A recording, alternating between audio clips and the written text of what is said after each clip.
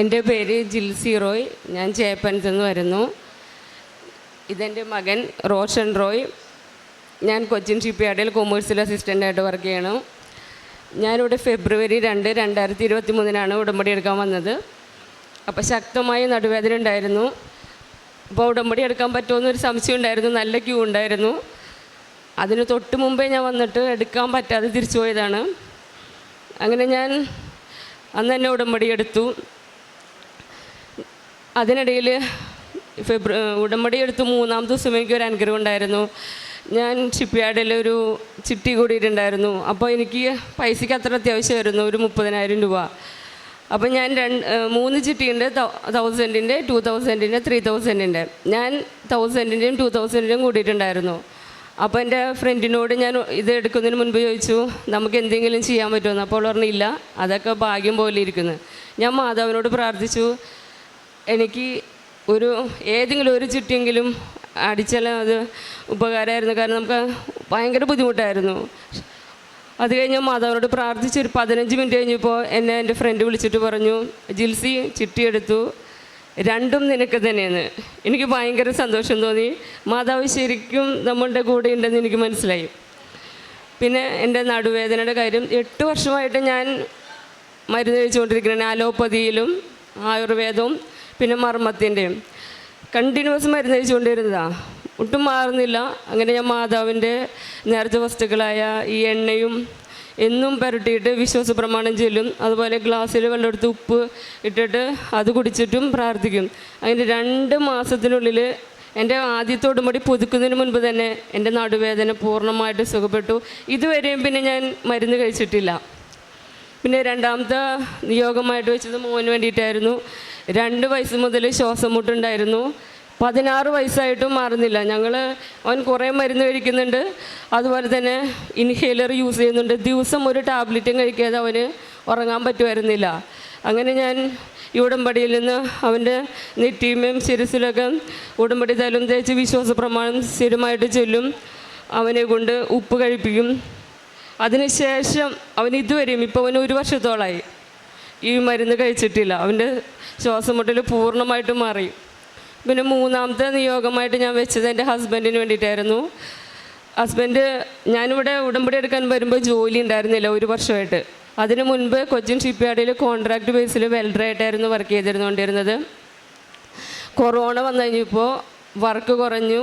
1 വർഷമായിട്ട് വർക്കില്ല. അപ്പം ഞാൻ എന്നും മാതാവിനോട് ഉടമ്പടി തലം ഹസ്ബൻഡിൻ്റെ ശിരസിലൊക്കെ പ്രാർത്ഥിച്ച് വിശ്വാസ പ്രമാണം ചൊല്ലി ഞങ്ങളെന്നും കുടുംബ പ്രാർത്ഥനയിൽ ചൊല്ലും. അങ്ങനെ മെയ് 26-ാം തീയതി ഒരു പ്രൈവറ്റ് കമ്പനിയിൽ ഹസ്ബൻഡിന് ഒരു ഇൻ്റർവ്യൂവിന് ക്ഷണിച്ചു. അങ്ങനെ ജൂൺ 19-ന് ഒരു പ്രൈവറ്റ് കമ്പനിയിൽ തോപ്പുംപടിയിൽ വെൽഡറായിട്ട് ജോലി കിട്ടി. പിന്നെ ഇപ്പോൾ ഞാൻ സാക്ഷ്യം പറയാൻ വന്നത്, പെട്ടെന്ന് മോന് 2 മാസം മുൻപ് കണ്ടിന്യൂസ് വൊമിറ്റിങ്, അതായത് വെയിറ്റ് ലോസായി. അവൻ അത്യാവശ്യം ഹൈറ്റിനനുസരിച്ച് വെയിറ്റ് ഉണ്ടായിരുന്ന കുട്ടിയാണ്.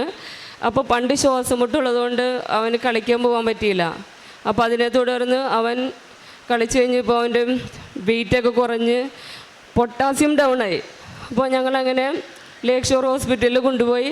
അപ്പോൾ ഡോക്ടർ പറഞ്ഞു, നമുക്ക് ഉള്ളിൽ ടെസ്റ്റ് ചെയ്യാതെ നമുക്കൊന്നും പറയാൻ പറ്റില്ല, അവൻ്റെ വെയിറ്റ് ഭയങ്കരമായിട്ട് ലോസ് ചെയ്തിരിക്കുന്നതാണ്. അങ്ങനെ ഉള്ളിൽ എല്ലാ ടെസ്റ്റും ചെയ്തു. Ultrasound scan, CT scan, endoscopy ചെയ്തപ്പോൾ കുടൽ ചെറുതായിട്ട് റെഡ്യൂസ് ചെയ്തിട്ടുണ്ട്. പിന്നെ കണ്ടിന്യൂസ് വോമിറ്റിംഗ് ആയതുകൊണ്ട് ഉള്ളിലെ തൊലിയൊക്കെ പോയിരിക്കുകയാണ്. അപ്പോൾ മോനൊന്നും ചൂടുള്ളതൊന്നും കഴിക്കാൻ പറ്റില്ല. എപ്പോഴും തണുത്ത വെള്ളം മാത്രമേ കഴിക്കുള്ളൂ. അങ്ങനെ ഞങ്ങൾ മിക്ക ദിവസവും പൊട്ടാസ്യം ഡൗൺ ആയിട്ട് ലേക്ക് ഷോറിൽ രാത്രി കൊണ്ടുപോകും. വെളുപ്പിന് 5:30 വരെ ഞാനും ഹസ്ബൻഡോട് ഇരിക്കും. അവന് ഈ IV ഫ്ലൂയിഡ് ഇടും. അങ്ങനെ അത് കഴിഞ്ഞപ്പോൾ ഞാൻ ഡോക്ടറോട് പറഞ്ഞു, അഡ്മിറ്റ് ചെയ്തിട്ട് നമുക്ക് ചെയ്യാമെന്ന് പറഞ്ഞു. അപ്പോൾ എനിക്ക് അവിടെ IPയിൽ ക്ലെയിം ഇല്ലാത്തതുകൊണ്ട് റീനേ മെഡിസിറ്റിയിലോട്ട് ഡോക്ടർ റെഫർ ചെയ്ത് തന്നു. റീനേ മെഡിസിറ്റിയിൽ 9 ദിവസം അവൻ അഡ്മിറ്റ് ചെയ്തിട്ടും അവിടുന്ന് വീണ്ടും വെയിറ്റ് 5 കിലോ റെഡ്യൂസ് ആയി.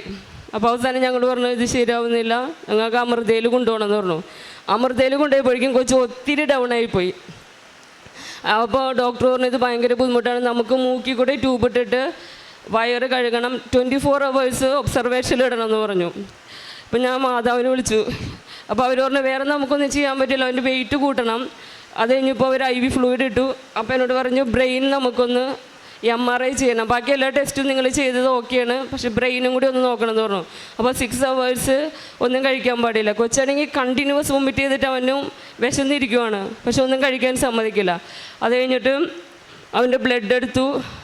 അപ്പോൾ ഞങ്ങളോട് പുറത്തിരിക്കാൻ പറഞ്ഞു, അവനോട് മൂക്കിൽ ട്യൂബ് ഇടാമെന്ന് പറഞ്ഞു. കുറച്ച് കഴിഞ്ഞപ്പോൾ ഭയങ്കര ബഹളം. അവൻ മൂക്കിൽ ട്യൂബ് ഇവിടം വരെ കടത്തിയപ്പോഴേക്കും പറ്റാതെ അവൻ വലിച്ചൂരിയിട്ട് ഓടുവാണ്. സെക്യൂരിറ്റിക്കാരൊക്കെ ഓടി വന്നു.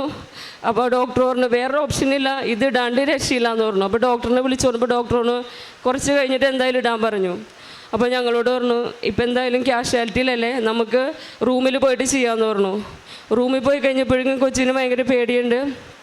അപ്പോൾ ഡോക്ടർ പറഞ്ഞു നമുക്കിപ്പോൾ MRI എടുത്തിട്ട് വരാം, MRI എടുത്ത് വന്നതിന് ശേഷം ഈ മൂക്കിൽ ഈ ട്യൂബ് ഇടാമെന്ന് പറഞ്ഞു. അപ്പോൾ ഞാൻ മാതാവിനോട് കാശീരൂപം എടുത്ത് പ്രാർത്ഥിച്ചു. കാരണം വേറൊരു ഓപ്ഷനില്ലെന്ന് അച്ഛൻ എപ്പോഴും പ്രസംഗത്തിൽ പറയാറുണ്ട്. വേറൊരു ഓപ്ഷൻ ഇല്ല എന്നുള്ളിടത്ത് നിന്നാണ് മാതാവ് നമുക്ക് അത്ഭുതം തരുന്നത്.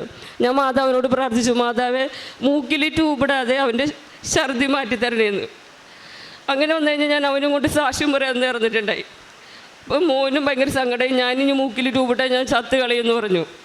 അങ്ങനെ ഞങ്ങൾ MRI എടുത്ത് തിരിച്ചു വന്നു കഴിഞ്ഞപ്പോൾ ഞാൻ ഡോക്ടറോട് പറഞ്ഞു ഡോക്ടറെ ഇപ്പം നമുക്ക് ചെയ്യണ്ട. അപ്പോൾ ഡോക്ടർ പറഞ്ഞു ഒരു കാര്യം ചെയ്യ്, ഇനി ഛർദ്ദിച്ച് കഴിഞ്ഞ് കഴിഞ്ഞാൽ മൂക്കിൽ ട്യൂബിടും. അപ്പോൾ കൊച്ചിനോട് പറഞ്ഞു ഓക്കെ ആണെന്ന് ചോദിച്ചപ്പോൾ അവൻ പറഞ്ഞു, അവൻ കരഞ്ഞിട്ട് മാതാവിനെ വിളിച്ചു, മാതാവെ ഞാൻ മാതാവിൻ്റെ അടുത്ത് വരാമെന്ന്. പിന്നെ ഡോക്ടർ പറഞ്ഞു ഒരു കാര്യം ചെയ്യ്, ഇപ്പം ഭക്ഷണം കഴിക്കാൻ കൊടുത്തു. അപ്പോൾ 11:30 രാത്രി അവനൊരു ദോശയും കഴിച്ചു, ഒരു ജ്യൂസും കഴിച്ചു. പിന്നെ വെളുപ്പിന് 5:30 ഇപ്പോൾ വന്നിട്ട് പറഞ്ഞു PICUലോട്ട് മാറ്റണം, പൊട്ടാസ്യം തീരെ ഡൗണായി, അതുകൊണ്ട് ICUലോട്ട് മാറ്റണം എന്ന് പറഞ്ഞു. അപ്പോൾ ഞങ്ങൾക്ക് പേടിയായി. അപ്പോൾ ഡോക്ടർ അവിടെ വന്നിട്ട് പറഞ്ഞു പേടിക്കേണ്ട അമ്മേ, നമുക്ക് പൊട്ടാസ്യം തീരെ 1.9 ആയി, തീരെ ഡൗൺ ആയതുകൊണ്ട് അത് ഉയർത്താൻ വേണ്ടിയിട്ടാണ് ICUലോട്ട് മാറ്റിയത്. അപ്പോൾ ഡോക്ടർ വന്നിട്ട് പറഞ്ഞു റോഷൻ, ഇതുവരെയും ഞങ്ങൾ ഛർദ്ദിക്കാനായിട്ട് നിനക്ക് മരുന്ന് ചെയ്തില്ല, പക്ഷേ നിൻ്റെ ഛർദി നീ ഇതുവരെയും പിന്നെ ഛർദ്ദിച്ചിട്ടില്ല.